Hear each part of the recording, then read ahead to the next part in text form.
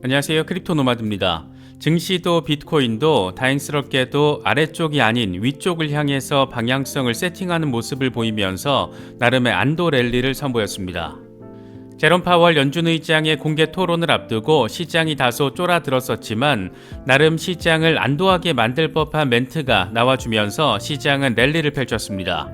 사실 조금 엄밀하게 따져서 바라보자라면 파월 의장이 시장을 안도시키기 위한 멘트를 날려줬다라기보다 다소 시장이 듣고 싶은 말만 듣고 싶은 대로 해석한 측면도 있었지만 어쨌든 뉴욕 증시는 3대 지수 모두 상승 마감했습니다. 비트코인도 다시 23,000달러 위로 올라서 주면서 중요 저항 라인으로 지목된 23,400달러 돌파 테스트를 진행하고 있습니다.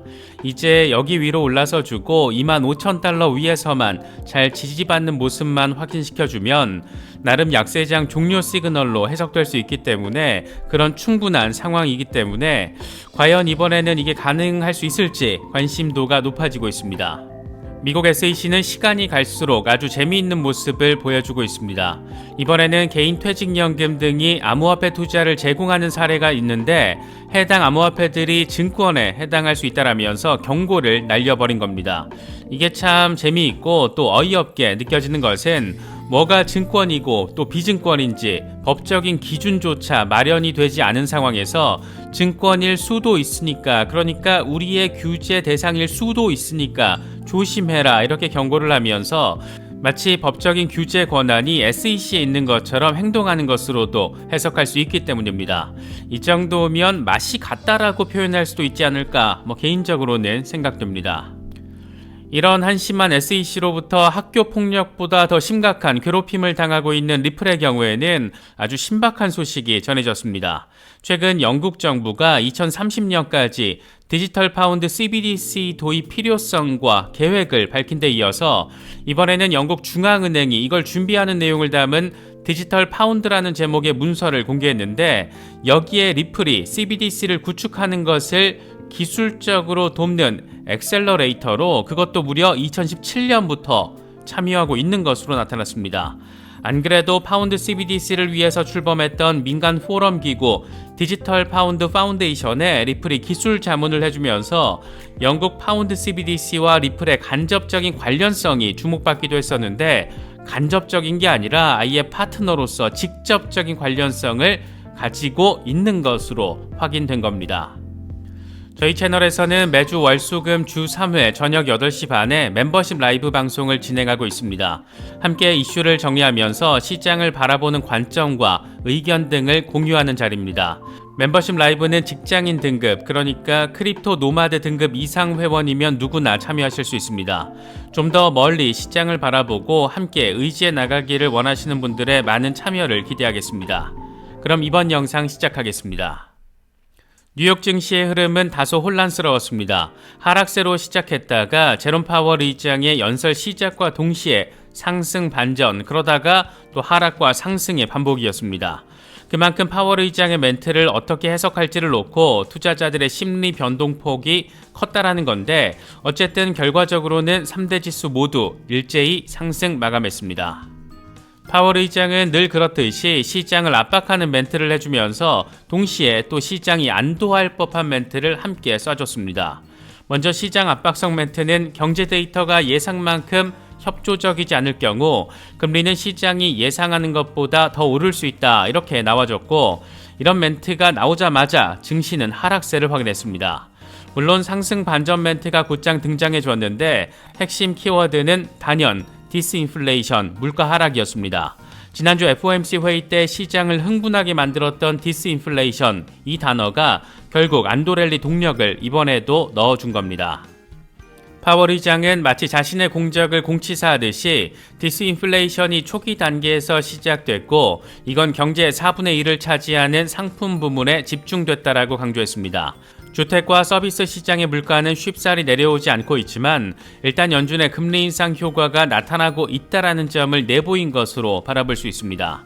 그러면서 아예 대놓고 내 예상에는 올해와 내년에 각각 2%포인트 가깝게 물가가 하락할 것이다. 이런 말까지 하면서 내년에는 물가 목표치 2%대 달성이 가능하다. 이런 부분을 공언했습니다. 추가 금리 인상 가능성이라는 경고성 멘트를 시장이 완전히 무시해버리고 추가적인 디스인플레이션 가능성에 완전히 반응해버리면서 증시가 반등할 수 있었던 겁니다.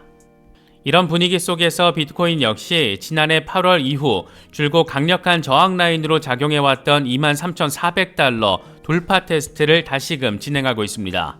일단 23,000달러 위로 올라서 준 것은 반가운 부분이고 과연 23,400달러 돌파 이후에 24,800달러 부근에 자리한 200주 이동평균까지 순조롭게 나아갈 수 있을지가 핵심적인 관전 포인트라고 할 수 있습니다.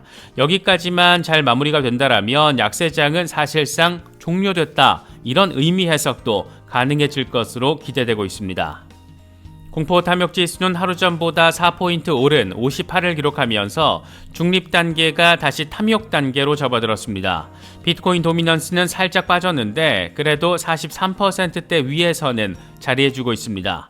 시장이 반등하는 상황에서 비트코인 도미넌스가 스리슬쩍 빠진다는 것은 알트코인들이 치고 올라갈 길을 열어주는 것으로도 해석할 수 있는 부분입니다. 비트코인 강세론자인 비트코인 아카이브가 모처럼 시세 전망을 제시했는데 비트코인이 일간 차트에서 골든크로스를 만들어냈다. 지난번 약세장에서의 첫 번째 골든크로스가 발생한 뒤에 비트코인은 154% 펌핑했는데 만약 이런 상황이 반복된다라면 비트코인은 60일 안에 57,900달러에 도달할 수 있을 것이다. 이렇게 설명을 했습니다. T-애널리스트의 경우에는 여전히 비트코인 반감기 이슈와 이로 인한 새로운 전고점 돌파 상황에 대한 분석을 제시하고 있습니다. 이제 다음번 반감기까지는 500일 정도가 남아있는데 반감기 전까지 비트코인은 상승할 것이고 반감기 이후에는 더 큰 폭으로 상승할 것이다. 이렇게 설명을 했습니다.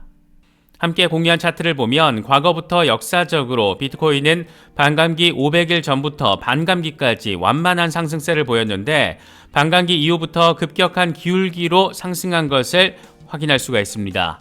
이건 다시 말하면 역사적으로 비트코인은 반감기 이듬해 새로운 전고점을 만들어냈고 이번 상황을 예로 들자라면 2024년 반감기 이후에 2025년 하반기 어느 시점에 새로운 전고 돌파를 해낼 것이다. 이런 점을 지금 강조하고 있는 겁니다. 올해 들어서 기관 투자자들은 이더리움보다 비트코인을 더 선호한다라는 조사 결과도 제시됐습니다. 아케인 리서치 보고서를 보면 CME 비트코인 선물 미결제 약정은 올해 6% 증가했는데 이더리움 선물 미결제 약정은 29% 감소한 것으로 나타났습니다. 이에 대해서 아케인 리서치는 1월 랠리를 비트코인이 주도했다라는 것을 알 수 있는 부분이라고 설명했습니다. 시총 사이즈가 작은 스몰캡 알트코인들의 랠리에 대해서는 숏스퀴즈와 유동성 부족, 비트코인 급등으로 인한 개인 투자자들의 위험 선호 때문이다. 이더리움의 상승률은 비트코인 상승률에 미치지 못했는데 1월에 이더리움이 다른 알트코인들에 비해서 상대적으로 부진한 성과를 보였다는 것을 의미한다. 이렇게 설명했습니다. 이에 대해서 피플캐피탈의 CEO 조 디파스퀄은 기관 투자자들이 비트코인을 더 선호한다는 것은 약세장에서 가장 안전한 선택이다. 이더리움 상하이 업그레이드 관련 리스크도 상대적인 이더리움의 부진을 부채질했다라고 진단했습니다.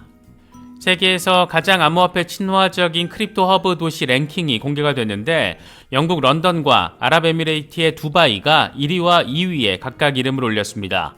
아시아의 크립토 허브로 불리는 싱가포르가 4위, 싱가포르를 제끼고 크립토 허브가 되겠다라며 요즘 난리를 피우고 있는 홍콩도 7위에 이름을 올렸습니다. 30위권에 들어간 도시들을 보면 뉴욕, 로스앤젤레스, 삿포로, 오사카, 쿠알라룸푸르 등이 포함되어 있는데 우리나라의 도시들은 단 한 곳도 포함되지 않았습니다. 이번 조사는 디지털 자산 세금 서비스 리캡이 세계 주요 도시 200곳을 대상으로 암호화폐 ATM, 암호화폐 분야 종사자, 암호화폐 기업 등을 기준으로 조사해서 평가했다라고 합니다. 미국 SEC는 정말 재미있는 곳입니다. 의회에서 뭐가 증권이고 뭐가 비증권인지 그 기준에 대한 입법 절차를 아직 마무리하지 못한 상황에서 퇴직연금 등이 암호화폐에 투자하는 것은 미등록 증권에 투자하는 것일 수 있다라고 경고 멘트를 날려줬습니다. SEC는 개인 퇴직연금 계좌를 통해서 펀드와 ETF 등의 투자할 수 있도록 하는 SDIRA 제도가 암호화폐 투자를 제공하게 하는 경우가 있는데, 해당 암호화폐들은 SEC에 등록하지 않거나 등록 면제에 해당하지 않는 증권일 수 있다. 그래서 투자자가 투자 결정을 내리는 데 필요한 완전한 정보를 제공하지 않을 수도 있다라고 주장했습니다. 이어서 암호화폐 자산거래 플랫폼 가운데 상당수가 스스로를 거래소라고 부르는데, 이건 투자자들에게 SEC에 등록했다라는 잘못된 인상을 줄 수 있다라고 덧붙였습니다. 이게 진짜 재미있고 요것들 진짜 골 때리는구나 싶은 생각을 갖게 만드는 것은, 당장 블록플라이만 하더라도 SEC에 등록된 규제받는 플랫폼이었지만 결국 결과는 FTX 여파로 인한 파산이었습니다. 등록을 해도 파산, 등록을 안 하면 증권일 수도 있다라고 위협. 대체 이 기관은 진짜 정체가 뭘까? 그런 생각을 갖게 만드는 부분입니다. 기존에 가지고 있던 규제 권한이 축소되거나 앞으로 더 큰 권한을 가질 수 있는 분야를 놓치면 절대 안 된다라는 압박이 이렇게 미국 최대 규제 기관으로 불리는 SEC를 이렇게나 우스꽝스럽게 만드는 건 아닐까, 여러 생각을 갖게 만드는 것 같습니다. 이런 SEC로부터 가장 강력한 괴롭힘을 받고 있는 리플의 경우에는 아주 의미 있는 상황이 펼쳐졌습니다. 이건 진짜 앞으로의 리플을 더 기대하게 만드는 부분인데, 안 그래도 영국 중앙은행과 재무부가 2030년 디지털 파운드 CBDC 출시 계획을 밝히면서 리플과의 간접적인 연관성이 주목을 받았습니다. 그런데 이게 알고 봤더니 간접적인 연관성이 아니고 아예 직접적으로 영국 CBDC의 파트너로 리플이 참여하고 있는 것으로 확인됐습니다. 이번에 영국 중앙은행, 영란은행과 영국 재무부는 CBDC 발행 계획을 담은 문서를 공개했는데, 제목이 이렇습니다. 디지털 파운드 땡땡 가계와 기업을 위한 새로운 형태의 화폐. 그런데 이 문서에서 RTGS 리얼타임 그로스 세틀먼트 분야에 리플이 진짜 포함되어 있는 것으로 나타났습니다. 이게 문건 내용들이 공개되면서 여러 충격적인 부분들이 있는데, 리플은 이미 2017년 초에 영란은행의 핀테크 엑셀러레이터로 합류를 했고, 다시 말해서 최소 6년 동안 영국 중앙은행과 협력을 해왔던 겁니다. 그리고 나서 이번에 영란은행이 CBDC 계획을 2030년 출시로 못 박아서 공개를 한 겁니다. 그동안 영란은행이 구축했던 CBDC 프로젝트에서 일정 부분 리플의 기술 협력이 그것도 최소 6년 넘게 진행돼 왔다라는 것을 느낄 수 있는 부분입니다. 이 기사를 쓴 양반이 마지막 멘트로 남긴 부분이 재미있는데, 이런 뉴스가 나왔는데도 불구하고 XRP 가격이 움직이지 않는다라는 것은 믿기지 않는다. 확실히 리플이 전세계 중앙은행 CBDC 프로젝트를 2배로 늘리게 되면 큰 움직임이 올 것이다. 런던은 이미 준비가 됐다. 이렇게 덧붙이기도 했습니다.